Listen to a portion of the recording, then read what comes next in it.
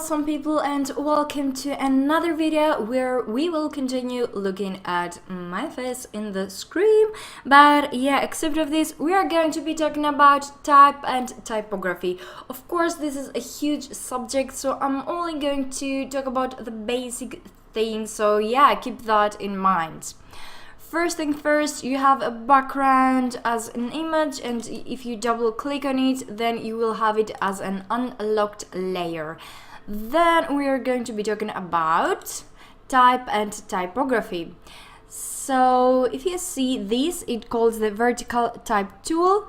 Just click on it, and then you'll have a horizontal type tool, a horizontal type mask tool, and the vertical type mask tool. So basically you have these four things here. With the last two, I'm not going to say anything about this, and I don't think that you are going to use them a lot. So let's stick to the horizontal or the vertical.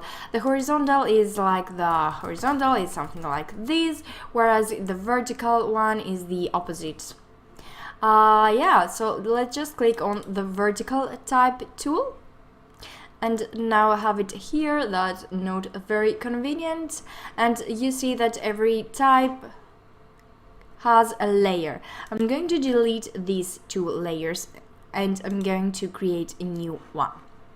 Right, so you can pick also a color here. I'm going to pick like a yellow one.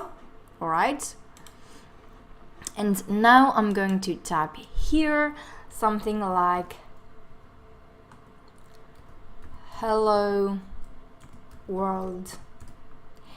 If you hit Ctrl A, you will select everything, and now it will be easier for you to change the color. So the color can be changed from here, here, or even here. Alright?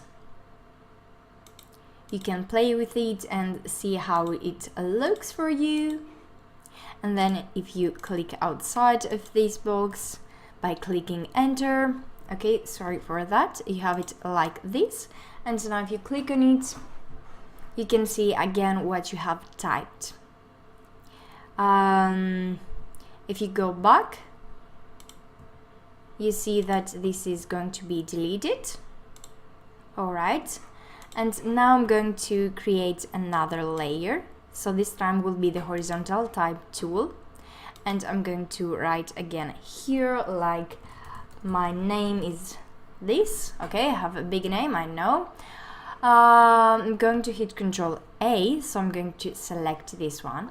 And now if you go to this panel up here, you have your fonts here. And again, if you think that these fonts are not enough for you, or if you have any special project, then you can download free fonts from internet and just import it in Photoshop. For example, I have Arial here, and you will see that it has changed a little bit. Or you can have like this one, I don't know.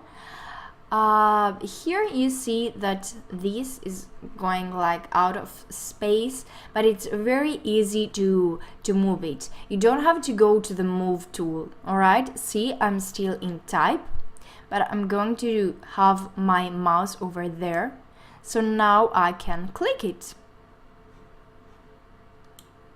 And now it's here. Maybe this is better. Alrighty. Things are looking good. Then this is the font size. You can play with it like 30. This is in points, right? Or 52. Or like 12, which is the most usual. And then here you have some other fonts like non, sharp, crisp, strong, or smooth. Let me make this quite bigger so it's more visible for everyone. Okay, and now I'm going to have it on non, then on sharp. Okay, there is not a big difference on a crisp, on strong, and on smooth. Okay, you didn't see a lot of things changing here because I have this this font. But if I do something else, like maybe this one and like 52, maybe here is more visual. Okay, still there is a small change, but yeah, if you need something special, it's always nice to know that you have these extra options. Okay, now let's see something different. You have this T here, and you can play with the style. It has arc, which will do it like this. All right, let me actually keep this like this. Okay, so you have this arc here in style, then you have arc lower, upper, and you have bulge, shell, upper or lower, flag, wave. You have a lot of things actually, and if you click on it, you can play very easily. And again, you can select the horizontal or even the vertical one. You have your blending options here, or you have your horizontal distortion, the vertical distortion, and yes, now I'm in fish, so my name is looking like this. Okay, let's say that I like this one. Okay, it's too weird, so yeah, maybe not. But let's keep something weird, maybe the arc, and okay, that's too much. Alright, and then I'm going to quickly change this. I want something bigger. Alrighty, because I want to show you something different, that here you have also some blending options, and again just Ctrl and A to select everything and go here and play a little bit with your styles. Oops, sorry, I'm going to double click on this, and here you see very slightly that the name or the type is seen like this. Maybe if I'll zoom, it will be more obvious. Okay, let's go back to this. I don't need delete. All right.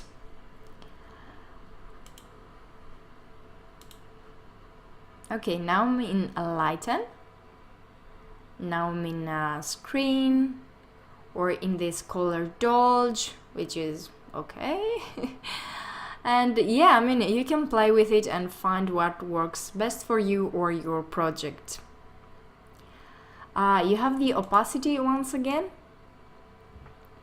Now I'm in almost 51%. And then you have the fill option. And what else? You have your styles, and this will be funny. Okay, so you can play a lot with it. First, let me just click on this layer, and then I'm going to play with the styles. So this reminds me more like 90s, or I don't know, like a different age, but sometimes it may work for you. I mean, okay, I think I like this, for example. Not in this image, but in general, I think this is a beautiful effect. Not this, or not this. But yeah, again, search a little thing in styles, or play with this normal tab, or play with this wrap text style, and see what works best for you. Another important thing is, for example, here in this tool, and if you quickly want to go to the type, just hit T. You only need to hit T and not Control T, because as we saw earlier, Control T is for the transform tool, and yeah, you don't want that, I guess. So you just need to click on T. Okay, so next thing is, if you go to window and then try to find the character, you will see this panel here. So you have a panel, a tab, sorry, for character and another one for paragraph. If you're more advanced, you probably already know these panels, but if you are more like a beginner, here again you can change pretty much everything. I have this font, and let's say that I like this time something weird. Let me find something weird. Okay, this is not weird, but let's say that I like this one, and then I can change everything again from here, but I have like more options to play with. Alright, and then in paragraph, it's if you have like more words. Now I have only one word, so it's my name, but if you have like a lot of things, you will need to use the paragraph tool, and here you have some more options. Last but not least, you have to remember that if you're going to print this image in a big paper, then your letters are going to look like this. See? And this has to do with Photoshop.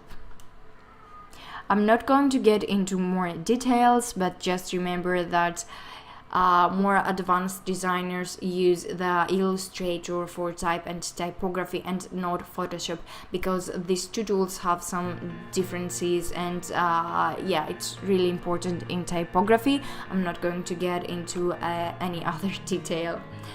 So yes, thank you guys for watching, and stay tuned for the next video. Bye.